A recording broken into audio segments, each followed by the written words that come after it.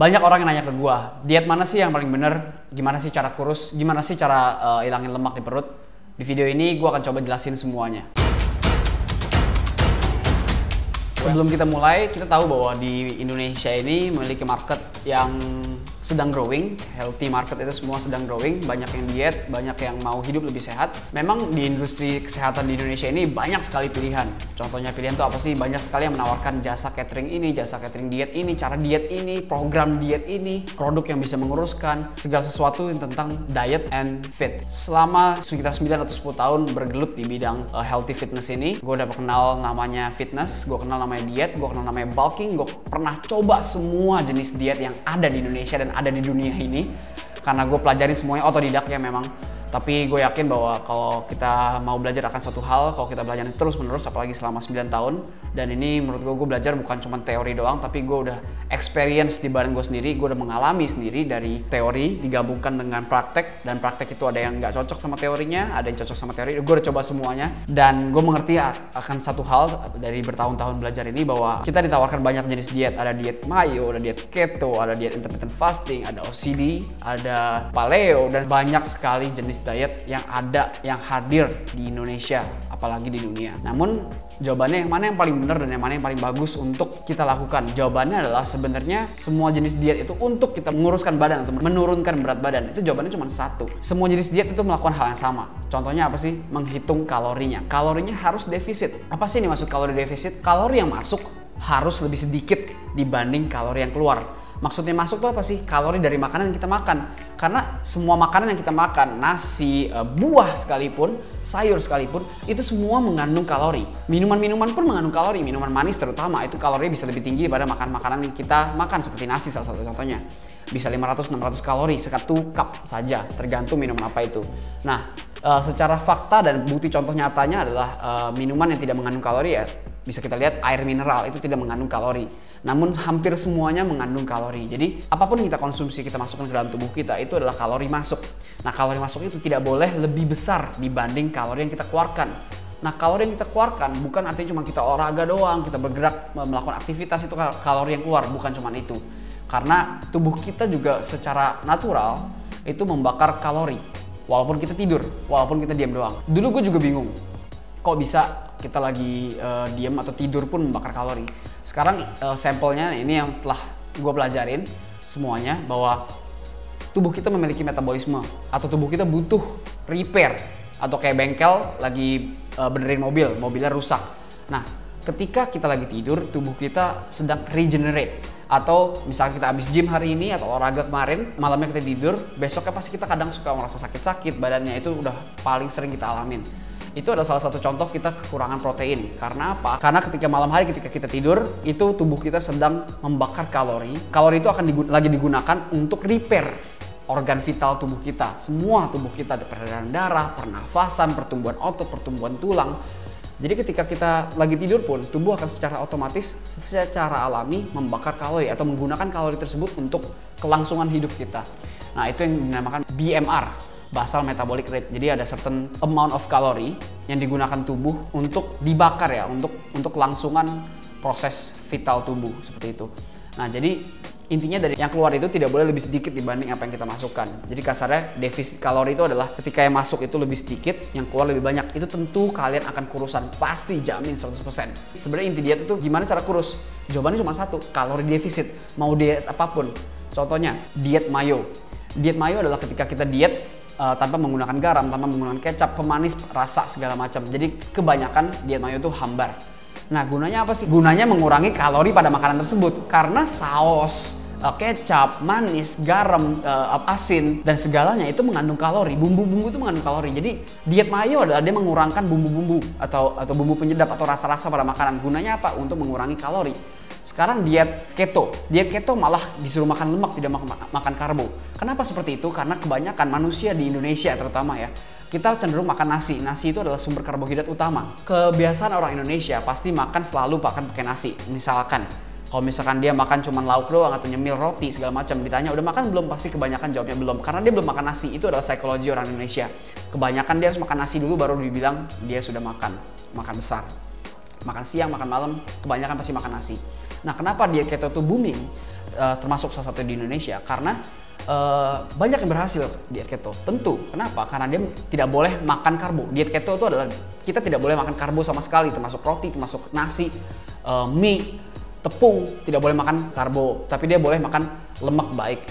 Nah, fungsinya apa sih seperti itu? Sebenarnya juga mengurangi kalori. Karena terlalu seringnya kita makan makanan karbo, kebanyakan biasanya kita makan karbo terlalu banyak daripada protein. Dan menu-menu lainnya, kita makan karbo terlalu banyak. Nah, kita dibiasakan di diet keto ini disuruh kurangin karbo. Ya pasti otomatis kalorinya kurang. Kecuali bagi mereka juga yang nggak sedikit yang gagal di diet keto karena dia pikir, oke, gue nggak makan karbo, tapi nanti tetap kurus. Oke, kalau gitu gue makan lemak sebanyak-banyaknya. Ya sama aja bohong, karena lemak itu juga mengandung kalori dan lebih tinggi dibanding karbo. Nah, ketika mindset orang tersebut seperti itu akan gagal. Intinya adalah diet keto pun bermain hal yang sama, mengurangi kalori pada makanan. Sama dengan hal-hal diet yang lain, semuanya adalah kunci utamanya dengan program-program yang kalian sering dengar di sosial media atau di Instagram, YouTube, dan sebagainya. Program-program yang diberikan itu gunanya adalah memprogram diri kita biar kalori yang masuk dalam diri kita tuh lebih dikit dibanding yang keluar. Jadi kalori kita tuh dipaksa untuk lebih sedikit atau ditakarkan seperti itu. Nah, jadi memang kunci dari diet atau kurusin berat badan atau nurunin berat badan adalah ya kurangin kalori. Sesimpel itu. Namun berbeda hal dengan banyak orang-orang yang mungkin binaraga, atlet, atau orang-orang yang mungkin aktivitasnya banyak. Itu tidak boleh hanya dengan mindset mengurangi kalori doang, tapi dia juga harus memperhatikan nutrition di dalam makanan tersebut. Nutrition itu apa sih yang paling penting? Protein. Atlet binaraga itu menggunakan ototnya untuk olahraga.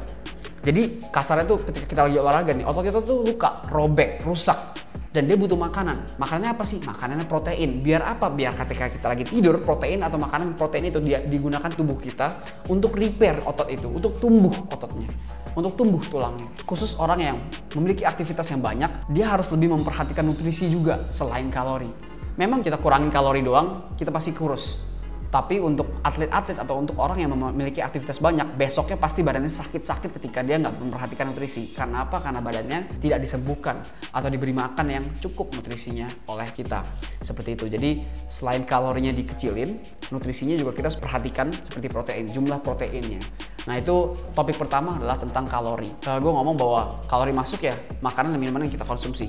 Namun kalori yang keluar adalah kalori yang kita bakar ketika olahraga, ketika kita aktivitas, dan juga metabolisme kita. Nah, topik kedua adalah tentang metabolisme. Ternyata gue juga setelah gue pelajarin, metabolisme itu play a big role di dalam diet kita. Karena sekarang contoh gini aja ya, ketika gue sama adik gue gitu ya, kita satu darah nih misalkan, tinggi juga beda 3 cm doang, lebih tinggian gue 3 cm, itu juga mempengaruhi metabolisme. Tinggi badan tuh mempengaruhi metabolisme, cuman kita anggap aja sama ya tinggi badannya. Cuman otot gue lebih besar dibanding otot Daniel. Nah, jelas metabolisme tubuh gue akan cenderung lebih cepat dibanding Daniel. Karena apa? Karena tubuh gue, otot gue lebih besar dibanding Daniel. Otot gue lebih membutuhkan makanan lebih banyak dibanding si Daniel. Jadi ketika misalkan gue sama Daniel makan sama adek gue ya, makan makanan yang sama, jumlah kalorinya sama. Sebut aja misalkan 3000 kalori dalam satu hari. Dua-duanya sama nih, olahraga juga sama. Besok mungkin Daniel naik berat badan atau gemukan atau lemak yang bertambah, gue nggak akan sebanyak itu bertambahnya. Karena apa? Karena metabolisme tubuh gue lebih cepat dibanding Daniel. Nah, metabolisme tubuh itu apa aja sih yang mempengaruhi? Ada tinggi badan, berat badan, tidur yang cukup, nggak boleh stres-stres, habis itu makan makanan yang sehat, itu semua mempengaruhi metabolisme tubuh kita. Nah, jadi kalau misalkan kalian tuh bisa cek banyak alat-alat di dokter atau alat-alat di fitness, walaupun nggak semuanya akurat 100%. Kita bisa cek BMR kita berapa sih, basal metabolic rate kita. Jadi secara otomatis satu hari itu tubuh kita atau BMR kita tuh membutuhkan berapa kalori untuk dibakar untuk kelangsungan proses tubuh vital kita.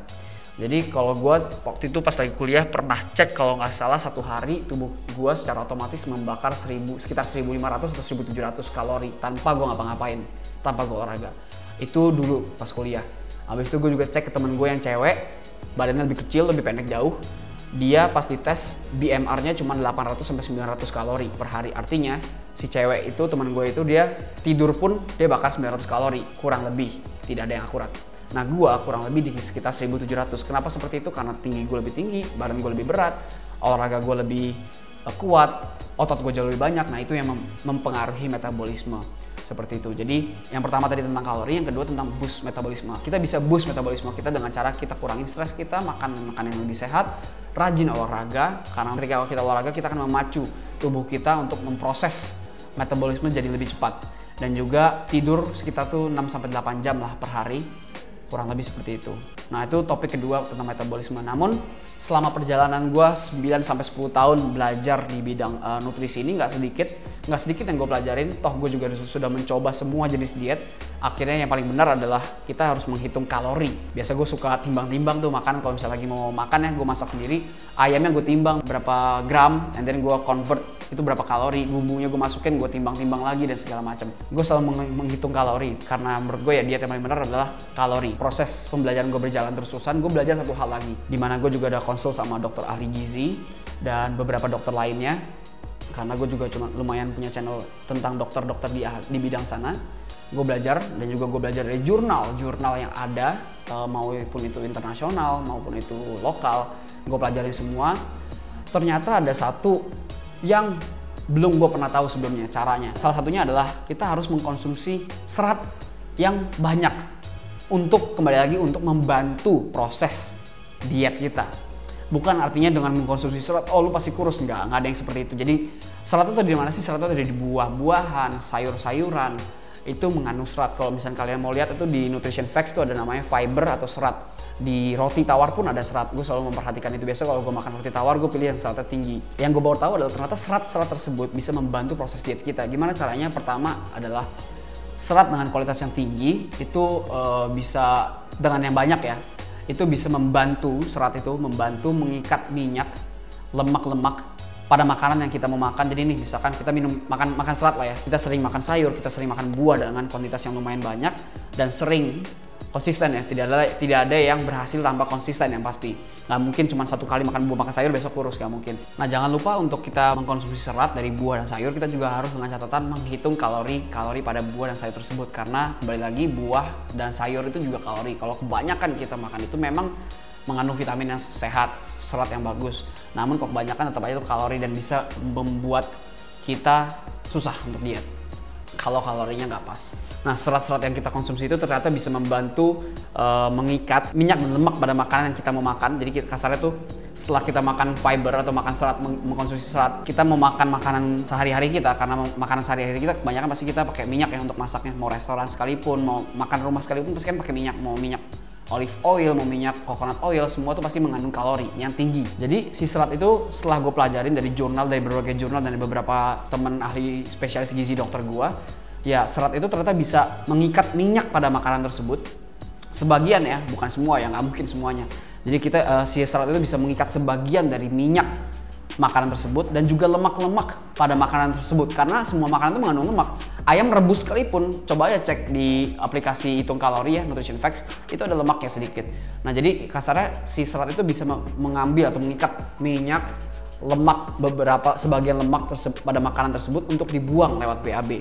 Nah itu biasanya serat itu ternyata bisa kayak gitu. Jadi setidaknya bukan artinya mengurangi kalori ya, tapi kasarnya dia tidak jadi tertimbun di lemak perut, tapi dibuang dulu sama si serat tersebut. Nah itu salah satu poin pertama dari si serat, dia bisa seperti itu. Serat itu ada dua, serat itu ada serat larut dan serat tidak larut. Nah gabungan dari keduanya itu memiliki benefits yang bagus untuk tubuh kita. Satu, serat larut itu akan membantu untuk mengikat hal-hal tadi yang gue sampaikan. Nah serat tidak larut akan membantu untuk mendorong atau menarik hal-hal yang tadi sudah diikat, didorong melalui otot peristaltik tubuh kita, didorong ke proses selanjutnya sampai ke feses atau BAB.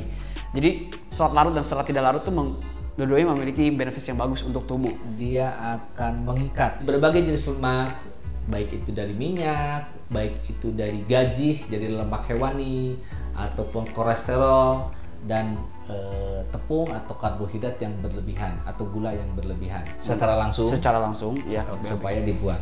Yang kedua, nah ternyata si serat, gabungan dari serat itu akan menghasilkan secara natural, akan menghasilkan bakteri baik pada usus yang namanya bakteri flora normal. Bakteri baik pada usus yang namanya flora normal tersebut akan memfermentasikan serat tersebut menjadi asam lemak rantai pendek yang akan membantu metabolisme lemak pada tubuh kita. Gimana caranya? Dengan cara meningkatkan termogenesis lemak atau pembakaran lemak. Nah jadi itu yang gue pelajarin dan mungkin bisa dibilang lumayan ahli di bidangnya, karena gue udah selain teori yang gue pelajarin, gue juga benar-benar mencoba semuanya, benar-benar mencoba segala jenis diet dan melihat respon pada tubuh gue, apakah dia berubah ataukah nggak berubah. Pernah kok gue gagal, pernah berhasil. Nah jadi makanya sekarang gue tuh kalau misalnya lagi mau diet ya, gue pasti jaga makanannya, gue hitung kalorinya. Kalau misalkan mau jalan-jalan ke holiday juga kan nggak mungkin kita bisa masak kan. Jadi ya gue perkirakan, gue udah hafal kurang lebih ini tuh kurang lebih berapa kalori, ini tuh berapa kalori segala macam. Jadi kebiasaan gue tuh untuk menjaga jumlah kalori gue. Makanya gue sekarang juga punya catering. Nah salah satu contohnya di sini ya, Flimty itu adalah produk gue juga, salah satu produk gue, brand gue juga. Dan di sini kita mencampurkan beberapa jenis ekstrak buah dan sayuran lengkap ya, nggak cuma satu buah doang, nggak cuma satu sayur doang. Di sini ada ekstrak bayam, ada ekstrak D5, ada blackcurrant, ada raspberry, ada ekstrak mangga, manggis dan sebagainya, dicampur semuanya. Dan juga ada campuran lagi dari bahan baku utamanya, salah satunya juga psyllium husk dan juga antioksidan dari goji berry, semuanya lengkap.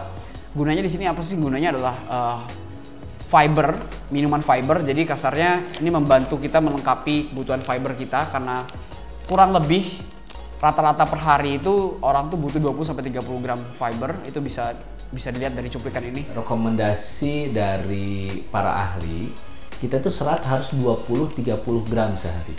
Dari dokter temen gue, dia dokter spesialis gizi yang sudah dokter juga sih ya, dia udah belajar belasan tahun, mungkin puluhan tahun di bidang ini. Nah jadi Flimty ini isinya serat alami juga. Minumnya tuh dia hadir dalam paket seperti ini. Di dalam tuh ada 16 saset kalau misalnya baru. Ada 2 rasa, ada blackcurrant juga ada raspberry. Jadi dia minumnya biasanya 2 kali sehari sebelum makan kalau bisa.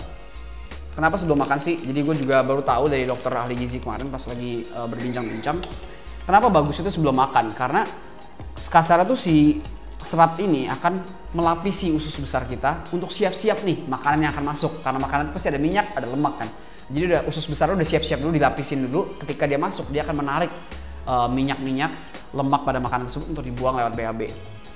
Nah, jadi makanya dianjurkan untuk minum sebelum makan, kalau bisa 30 menit sebelum makan. Tapi bagi kalian yang memiliki, memang ada certain people yang punya mah, ya dianjurkan minumnya setelah makan. 30 menit lah kurang lebih, 10-30 menit setelah makan.